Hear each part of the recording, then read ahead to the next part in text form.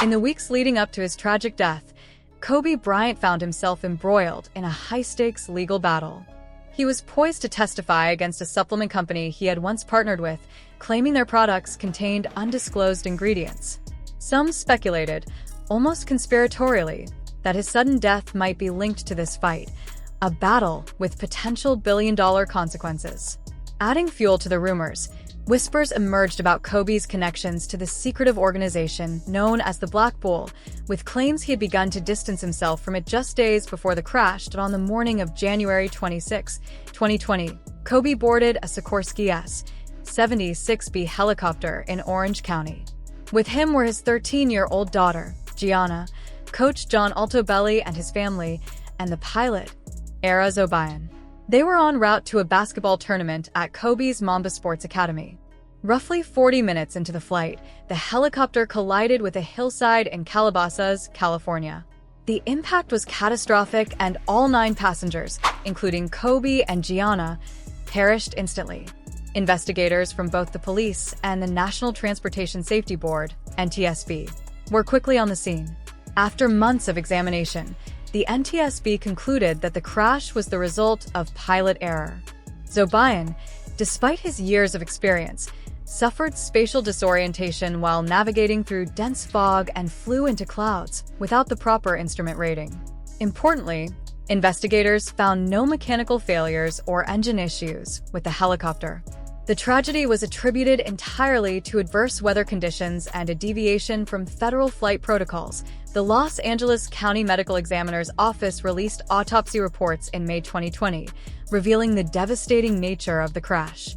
Kobe's body had suffered extensive blunt force trauma, with fractures spanning his skull, face, ribs, spine, arms, and legs. The injuries were so severe that parts of his brain were obliterated, one arm was missing, and his remains were badly burned in the post-impact fire. While speculation and conspiracy theories continue to swirl, the official findings paint a stark picture, a combination of unfortunate weather, pilot error, and an unrelenting tragedy that claimed one of basketball's brightest stars, along with 8 others, in a single, heartbreaking moment. Although the crash was brutal, investigators noted that everyone on board died instantly on impact, meaning they likely didn't experience prolonged suffering. Toxicology tests later confirmed the pilot had no drugs or alcohol in his system.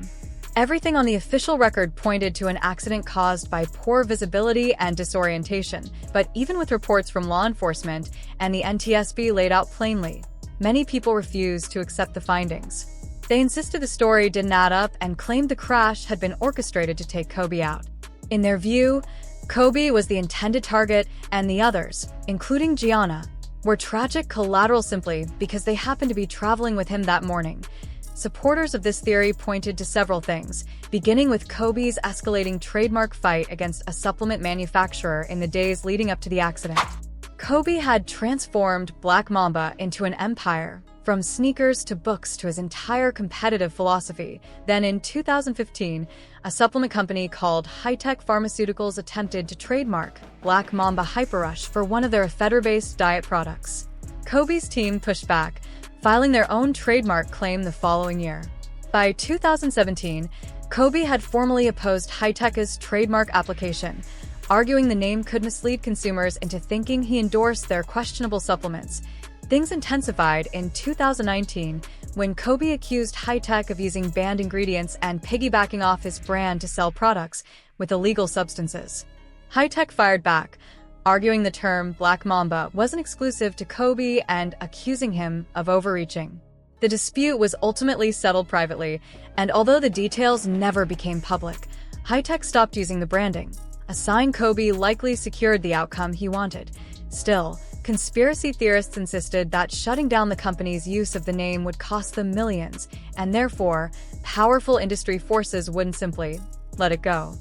Their suspicions were only heightened by the company's CEO, Jared Wheat, who had a history of legal trouble involving drug smuggling and FDA violations. Online, the speculation spread fast. Comment sections, Reddit forums, and late-night live streams turned into heated debates.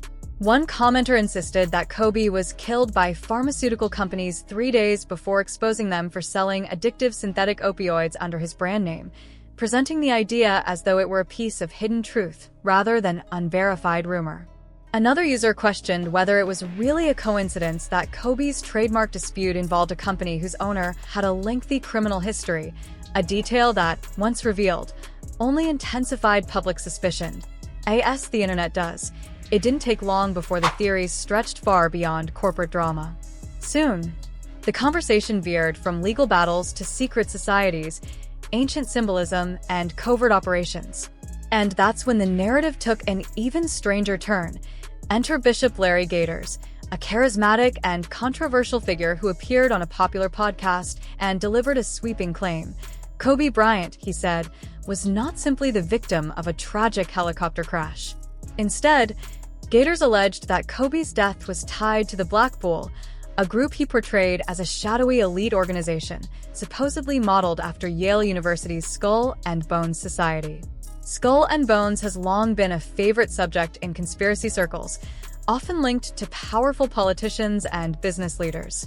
By suggesting the bull was its black counterpart, Gators tapped into decades of existing folklore. According to him, this bull wasn't just a fraternity or social club. It was a network of high-status black leaders acting as gatekeepers for a global Illuminati order. Their alleged purpose? To protect the interests of powerful elites while subtly shaping the direction of the black community. In Gators' telling, Kobe had somehow violated the expectations of this secret society. By breaking ranks, he supposedly put a target on his back. Gators' claims were dramatic, cinematic, and delivered with conviction, which made them spread even faster. Clips of the interview circulated across TikTok, Twitter, and Instagram, generating millions of views. Suddenly, people who had never heard of the bull or skull and bones were connecting dots, analyzing symbols, and re-examining photos of Kobe, LeBron, and other public figures for hidden meaning. The narrative grew legs because it tied into themes that people already recognized: power, secrecy, ritual symbolism, and betrayal. In the age of viral content, these elements are a recipe for wildfire. Users created threads comparing NBA logos, celebrity hand gestures, and even tattoos, linking them to alleged bull symbolism. It didn't matter that historians and scholars have repeatedly said that the bull is a professional fraternity, not a covert Illuminati branch. In the court of internet speculation, every piece of imagery became potential evidence. What made the theory even more contagious was the emotional backdrop. Kobe wasn't just a celebrity. He was a global icon. His sudden death felt unreal, almost mythic, and many people struggled to accept the simplicity of the official explanation. Tragedy combined with disbelief creates fertile ground for theories that feel bigger and more dramatic than reality. This is why Gators' claims thrived. They offered an alternative narrative, one that reframed Kobe not as a victim of circumstance, but as a figure entangled in epic forces. For some, this added weight to his legacy. For others, it introduced a dark, unsettling layer to the story of his final days. In addition to the bull narrative, these conversations often overlapped with long-standing American anxieties around wealth, influence, and racial power structures. Some argued that the idea of a secret black elite being controlled by a larger world order echoed old conspiracy frameworks repurposed for the digital age. Others felt the theory was disrespectful, overshadowing the real people who died and the families who still grieve. Still, the theories didn't stop. They morphed, multiplied, and crossed into other online communities. People began linking Kobe's death to numerology, astrology, and even prophecies pulled from obscure corners of the internet. Others connected his passing to global events happening around the same time, suggesting it was part of a larger, coordinated pattern. All of this highlights one crucial truth. When a tragedy hits someone as beloved and larger than life as Kobe Bryant, the public doesn't simply accept the facts. They search, they theorize, they build stories that reflect their fears, their beliefs, and their need for closure. Whether rooted in fact or fueled by imagination, these narratives show just how deeply Kobe's death affected the world, and how much his legacy still sparks conversation, debate, and emotion years later. Some people have taken the speculation about Kobe Bryant's death even further, weaving it into a sprawling narrative involving secret societies and shadowy elites. According to these claims, the so-called Black Bull allegedly recruits high-achieving Black individuals, athletes, entertainers, and politicians as gatekeepers. Members are said to swear oaths, participate in mysterious rituals, and use distinctive hand signs that in this narrative, prominent figures like LeBron James, Oprah Winfrey, Bill Cosby, Jesse Jackson, Alabama Sharpton, and even Barack Obama and Martin Luther King Jr. are portrayed as being part of this network. The theory suggests that these members serve powerful white elites and can be turned on if they step out of line. Kobe, it is claimed, was a full member of this society, and his famous Black Mamba nickname is interpreted symbolically, tied to serpent imagery. Some theorists link tattoos, celebrity branding, and other symbols to this secret network. For example, LeBron James is cited for having a tattoo that allegedly signals Bull membership. Meanwhile, other figures like journalist Eduardo Salem have been drawn into the conversation for controversial statements, such as an ill-advised tweet implying a connection between Kobe's helicopter and certain groups, a tweet he quickly deleted and later claimed had been posted by a hacker. Speculation even extends into the spiritual and emotional realm. In various interviews, individuals like Odom Lamar have recounted vivid, almost cinematic dreams of Kobe Bryant following his death. In these accounts, Kobe appears as more than a memory. He manifests as a presence, restless and aware, with the sense that his mission in life was somehow unfinished. These visions, whether real or imagined, carry profound weight for those who share them. They are not just stories. They are attempts to process the incomprehensible, to reconcile a loss so sudden and immense that it feels almost impossible to accept. For fans, loved ones, and cultural commentators alike, the image of Kobe's spirit lingering is a metaphor for the enduring impact of his life and work, a reminder that his influence, ideals, and Mamba mentality continue to resonate long after his physical departure. The internet, as always, became a vast forum for these emotions and speculations. Social media threads, discussion boards, and comment sections lit up with theories that ranged from technical aviation arguments to grand conspiracies involving global corporations. Among the most commonly cited topics was Kobe's legal battle over the Black Mamba brand. Observers noted that the brand had become far more than a nickname or a line of sneakers. It was a symbol of Kobe's identity, his philosophy, and his entrepreneurial spirit. The argument that corporations or individuals could have been motivated to intervene in his affairs, while unsubstantiated, became a cornerstone for many online theories. Some commentators delved deeply into technical minutiae, analyzing the helicopter itself. They debated weather conditions, engine specifications, and FAA regulations, scrutinizing every piece of evidence released by official sources.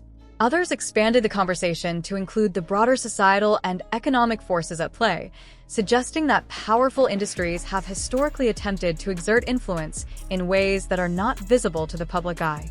These discussions were often impassioned, sometimes heated, revealing just how deeply people feel when a cultural icon dies under tragic circumstances. Yet, amid the swirling theories, it is crucial to recognize the human element. The speculation itself is a form of grieving, an attempt to make sense of a senseless event. Kobe Bryant was more than a basketball player. He was a father, a mentor, a businessperson, and a symbol of relentless dedication. The suddenness of his death left a void that cannot easily be filled, and the mind naturally seeks patterns, reasons, and explanations, even in the absence of concrete evidence. This is part of the human response to trauma, magnified when the person lost is as public and beloved as Kobe. Cultural analysis also plays a role in these discussions. Kobe's life intersected with numerous spheres: sports, business, philanthropy, and media, making him a figure whose influence reached millions. In examining why people are drawn to elaborate theories surrounding his death, one can see a reflection of society's fascination with power, wealth, and hidden influence. The narratives, though speculative, function as a lens through which fans and observers attempt to understand larger questions about control, fairness, and the fragility of life. Moreover, These conversations reveal the complexity of modern grief in the digital age. Unlike previous generations, mourning today is often public, participatory, and instantaneous. Platforms like Twitter, Reddit, and Instagram allow collective processing, but they also amplify rumors and speculation. Every piece of news, every fragment of a report, and every dream recounted by someone claiming to have seen Kobe in the afterlife can be dissected, debated, and spread to millions within hours. This immediacy can magnify emotional reactions and give speculative theories a sense of credibility, even when they remain unverified. Kobe's death also intersects with broader societal narratives about risk, responsibility, and human error. The National Transportation Safety Board, NTSB, concluded that pilot error and poor visibility were the primary factors in the crash. Yet, the public's imagination often stretches beyond these findings, attempting to link events to larger, more dramatic stories. These impulses are natural. They reflect both the desire for justice and the difficulty of accepting randomness in tragedy. They are attempts to impose meaning on events that, in reality, may simply be the result of chance and circumstance. Even within the world of sports, Kobe's passing ignited profound reflection. Athletes, coaches, and fans shared memories of his work ethic, mentorship, and competitive spirit. Tributes poured in from every corner of the globe, emphasizing not only his achievements on the court but also his influence off it. Many noted how his approach to excellence, his Mamba mentality, served as a guiding principle for young athletes and entrepreneurs alike. This aspect of Kobe's legacy ensures that his story remains alive, regardless of the circumstances surrounding his death. Ultimately, the debate over Kobe Bryant's death highlights something deeply human: our need to seek explanation and meaning, particularly in moments of tragedy. Whether discussing aviation details, corporate interests, spiritual visions, or societal influence, the narratives that emerge reflect our attempts to understand a life that touched millions. While speculation and rumor will always exist, the confirmed facts, the lives lost, the official investigation findings, and the enduring legacy of Kobe Bryant remain central. In the end, the conversation is less about proving conspiracy theories and more about grappling with the emotions and questions raised by a sudden, devastating loss. Kobe's death reminds us of the fragility of life, the impact one individual can have on the world, and the ways in which society responds when a beloved figure is taken too soon. His story continues to resonate, inspiring debate, reflection, and, most importantly, admiration for a life that, though cut short, left an indelible mark on sports, culture, and the hearts of millions.